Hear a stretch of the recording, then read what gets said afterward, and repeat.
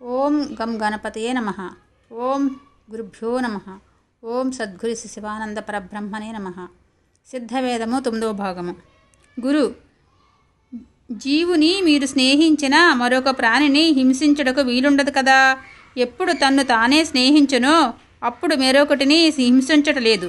తన్ను తానే స్నేహించినా తన్ను విడిచి బయట పోవటలేదు. తన్ను విడిచి బయట పోవనీటలా మరొకటి హింసించుట కారణం లేదు. అదే ప్రకారముగా చూడుము, ఒకే గదిగాను 2 భాగములుగాను పై భాగమున ఎక్కువ కిటికీలుండనిదిగాయుండు ఒక మందిరము. దాని క్రింది భాగము లోనికి పోవు తలుపులను మూసి దానిలోని పైననున్న మేడ ఎక్కిపోయి తలుపులను మూసి అందుండు కిటికీల మూలమున చూచిన అన్ని అవస్థలను మీరు చూచుచుండవచ్చును. అయినా అచ్చట నుండి క్రింది దిగి బయట రాక ఏదో ఒక జంతువులను మీకు హింసించుటకు వీలగునా? శిష్య హింసించుటకు వీలు కాదు. గురు పై చెప్పిన మేడపైన మీరుండు సమయమున అన్నిటినీ చూచుటకు సాధ్యమవుచున్నది. ఇదే ప్రకారంగా తనలో నుండి జీవుడు క్రింద దిగి బయట వ్యాపించడం వలననే పలు విధములైన హింసలను చేయుటకు వీలవుచున్నది. అటువంటి జీవుని బయట పోనీయక తనలో తానే వృద్ధిపరచి అనగా పైభాగములో నిలిపినట్లయినా ఏదో ఒక హింసను చేయక అన్నిటినీ తెలుసుకుని ఉండవచ్చును. అప్పుడే జీవుని స్నేహించుచుండుటని చెప్పుటకు సాధ్యమగును. ఆ ప్రకారముగా జీవుని స్నేహించక మన జీవుడు పలు విషయములలో చిక్కునందున ముక్కు నోరు మొదలగు త్రోవలచే బయట వెళ్ళి నశించిపోవచ్చున్నది. దానికే పాపమని చెప్పబడుట. అనగా తన సుకృతమై లోపల నుండి జీవశక్తి అయిన వాయువు దుష్కృతమై బయట ఉచ్ఛ్వాసమనగా ముక్కు మొదలగు వాని ద్వారా బయటకు విడుచుట. నిశ్వాసమనగా అటువంటి ద్వారముల మూలమున లోనికి తీసుకునిపోవుట. అదే ప్రకారముగా గమిసూదు అనుగమిసూదు అంటే బయటకు లోపలకు వ్యాపించి చేసి కటపట తన లోపల నుండి జీవుడు నశించి చనిపోవుటనగా సత్తువు పోవుట. ఎట్లనగా మనలో సతేయుండు జీవుడు తన్ను తాను తెలుసుకొనక అది ఇది అను విచారాదులచే దుష్కృతమై బయటికి వెళ్ళి నశించిపోవు అవస్థకే పాపమని పేరు. అయినా ఇట్టి స్థితిలో ఇది వరకు మీరు మీ జీవుని స్నేహించి ఉండిరా? శిష్య స్నేహించి ఉండలేదు. గురు మీ జీవుని మీరు స్నేహించి ఉన్న ఎట్లా మీరు చనిపోవుదురా? శిష్య చనిపోవటలేదు. గురు అట్లయినా మనము దేని కొరకు సుకృతము చేయవలసినది? శిష్య చనిపోక ఉండుటకు. గురు చనిపోయిన పీనుగకు బోధము గాని జ్ఞాపకము గాని ఉన్నదా? శిష్య ఏదొకటయూ ఉండటలేదు. గురు అదెందువలన? శిష్య చనిపోయినందువలన. గురు చనిపోయినప్పుడు దానిలో ఏది లేదు? శిష్య జీవశక్తి అయిన వాయువు. గురు అప్పుడు మనలను రక్షించుటెవరు? శిష్య జీవశక్తి అయిన వాయువు. గురు దానికే ఈశ్వరుడనుట. ఓం తత్సత్. 3వ అధ్యాయం. అంటే మనం ఎప్పుడు భూమధ్య స్థానంలో ఉంటే ప్రకాశవంతులుగా ఉండి అన్ని స్పష్టమైన విధానంలో ఉంటామని, ప్రకాశంతో ఉంటే చనిపోవటం కూడా సాధ్యం కాదు, అట్లా భూమధ్య స్థానంలో ఉండవల్లని చెప్పినారు. 4వ అధ్యాయము. శిష్య స్వామి మొదటి అధ్యాయమున జీవశక్తి అయిన వాయువునే ఈశ్వరుడని చెప్పిత్రి కదా, అదెట్లనగా వివరించి చెప్పవలనని వేడుకొనుచున్నాను.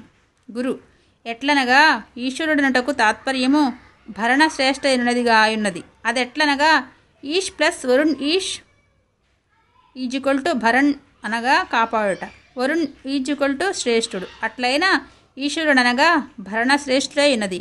కావున మనలను భరించుకొనియుండువారు అనగా కాపాడుకొనియుండువారు అని. కాపాడుకుండియనువారు ఎవరు అని అడుగుతున్నారు గురువు. శిష్య జీవశక్తి అయిన వాయువు. గురు అటువంటి వాయువు లేని ఎడల మనము అన్న పానాదులను తీసుకున్నటకు మాట్లాడుటకు కదులుటకు సాధ్యమున్నదా? శిష్య సాధ్యము కాదు. గురు అది మాత్రము కాదు, సృష్టి స్థితి సంహారాదులను చేయుట ఈశ్వరుడని చెప్పుచున్నారు. అది సరి అయి ఉన్నది. అట్లు చేయుట జీవశక్తి అయిన వాయువై ఉన్నది. దానికి ఉదాహరణము ఇచ్చట కొంత అగ్ని తెచ్చిపెట్టి దాని మీద కొబ్బరి మంటలు నుంచినా అది తానుగానే రగులునా? శిష్య రగలదు.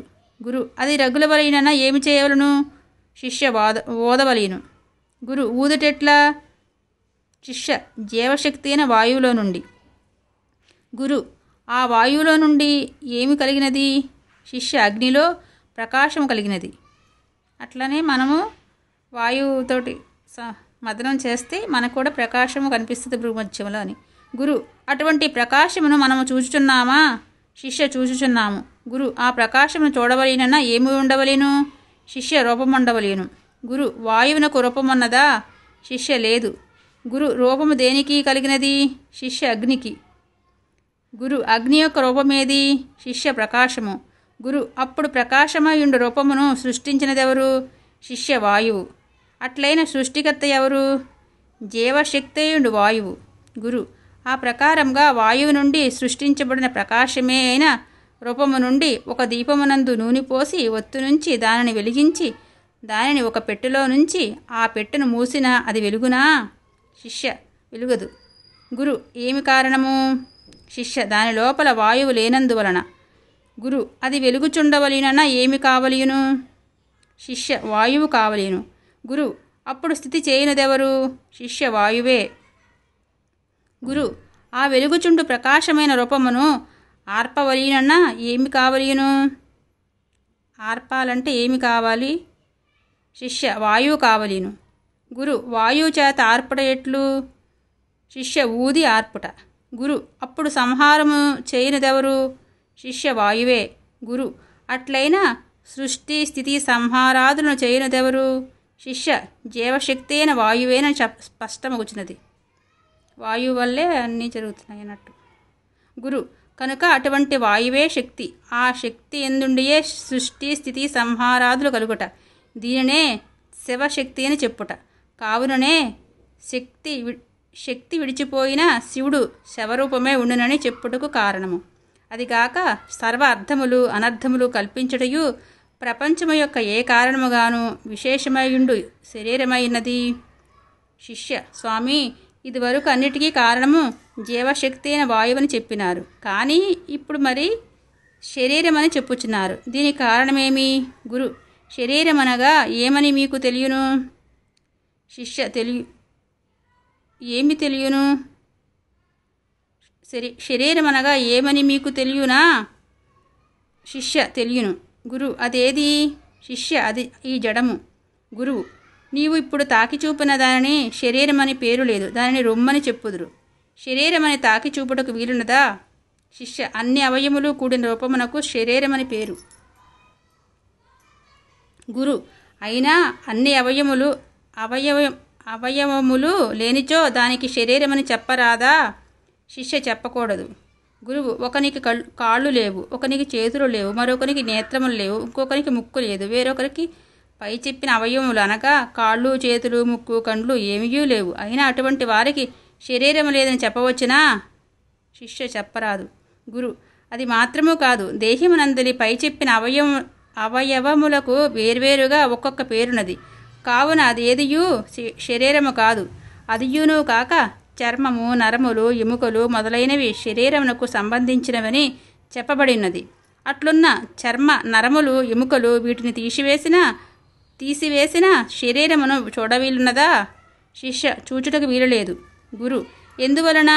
మిమ్ము ఇప్పుడు 2 లేక 3 తాకుకొని ఉండిన ఆ సమయమునందు వారు మీకు సంబంధించి ఉన్నారు కదా.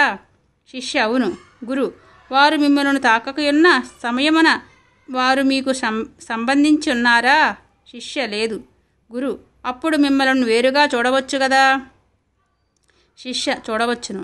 గురు అట్లైన శరీరమునకు సంబంధించిన చర్మ నరములు ఎముకలు మొదలగునవి వేరు తీసివేసిన ఈ శరీరమును ప్రత్యేకముగా చూడవలేను కదా. శిష్య చూడవలేను. గురు అయితే అట్లు కనబడుచున్నదా? శిష్య కనబడుటలేదు. గురు కావున ఈ కనబడు దానికి శరీరమని చెప్పుటకు వీలు లేదు. శరీరమును దేదనగా ద్రవించునది అనగా ద్రావకము అనగా ఓట జలము వచ్చు లాగున ఉండునది లేక క్షయించునటువంటిది అనగా తగ్గునటువంటిది మరియు క్షీణించునటువంటిది అనగా తరిగిపోవునటువంటిది అనగా నాశనమైపోవునటువంటిది. అట్లున్నప్పుడు ఈ తాకి చూపునది శరీరమని చెప్పిన ఇది నాశనమగుచున్నదా? శిష్య నాశమగును. గురు ఎప్పుడు? శిష్య చనిపోయినప్పుడు. గురు సత్తువు పోయిన అనగా చనిపోయిన ఇది నాశనమగునా శిష్య నాశనమగును. గురు ఇది తప్పు, ఎప్పుడునూ నశించదు. నీవు దీనిని శరీరమని తాకు చూపినావు. అట్లయినా చనిపోయినను ఇది కనబడుచున్నది, నశించుటలేదు. పిమ్మట దీనిని ఒక గుంటలో ఉంచి పూడ్చి లేక కాల్చి బూడిదగా చేసినను పూర్తిగా నశించుటలేదు. శిష్య ఇది పూర్తిగానే నశించుటకద్దు. గురు అదెట్లు? శిష్య కొంచెము కాలం ఉంచిన. గురు కొంతకాలం ఉంచిన ఎట్లు నాశనమవుచున్నది? శిష్య క్రిమి కీటకాదులు పురుగులు తినిన నాశనమవుచున్నది. ఓం శ్రీ గురుభ్యో నమః. సర్వం శ్రీకృష్ణార్పణమస్తు. ఓం గం గణపతయే నమః.